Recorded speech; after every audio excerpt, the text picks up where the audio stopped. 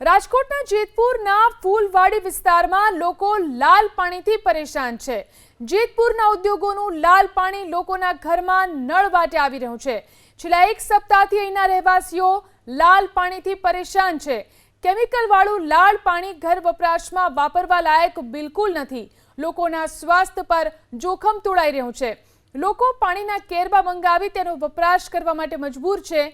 જેતપુર નગરપાલિકાના ચીફ ઓફિસરના મતે રસ્તાના કામકાજ દરમિયાન નગરપાલિકાની પાઇપલાઇનમાં ફોલ્ટ આવ્યો હોઈ શકે, જેને જલ્દી દૂર કરવાની ખાતરી આપી અને ત્યાં સુધી ટેન્કરથી શુદ્ધ પાણી પૂરું પાડવાનું જણાવ્યું। ઉદ્યોગોના કેમિકલવાળા પાણીથી ખેડૂતો તો પહેલેથી જ પરેશાન છે। ખેતીને મોટા પ્રમાણમાં નુકસાન પણ થઈ રહ્યું છે અને હવે તો આ ગંદુ પાણી લોકોના ઘર સુધી આવી ગયું છે। ત્યારે અહીંના લોકોને તેમના સ્વાસ્થ્યની ચિંતા સતાવી રહી છે। 5-6 દિવસથી આવે છે એકદમ કલર વાળું। આ પાણીનો ઉપયોગ તમે કરી શકો ખરા? થાય તો નહીં, પણ પછી એમ કે થોડીક વાર થાય પછી તાજું પાણી આવવા માંડે એટલે પછી પીવામાં વાપરીએ। એમ સારું પાણી આવવું જોઈએ, એમ આ કંઈક પ્રોબ્લેમ તો હશે જ ને, શું હોય તો હવે પછી એ લોકોને ખબર। પણ આવું ગંધારું પાણી આવે તો એ વપરાય તો નહીં જ।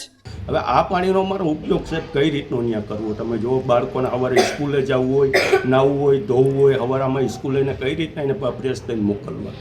પીવાનું પાણી છે XYZ એવું કાંઈ હોય તો અમે બહારથી અહીંયા મંગાવી લઈશું। 400 રૂપિયા 500 રૂપિયા પાણીના ટાંકીના અહીંયા લઈએ છીએ। બે દિવસે કંઈક આવું હોય તો એ મંગાવીએ છીએ। નગરપાલિકાનો ત્યાં બાજુના જ બીજી ગલીની અંદર રસ્તાઓનું કામ શરૂ છે, એના કારણે ક્રોસિંગના લીધે કોઈ જગ્યાએ લાઈન તૂટી હોય એવું માલુમ પડેલ છે। તમારા દ્વારા અત્યારે જ મારા ધ્યાને મૂકવામાં આવેલું છે અને મેં પાણી પુરવઠાને સૂચના આપી દીધી છે કે તાત્કાલિક ધોરણે એનું નિરાકરણ લાવે અને ચોખ્ખું પાણી મળે એવું કરે।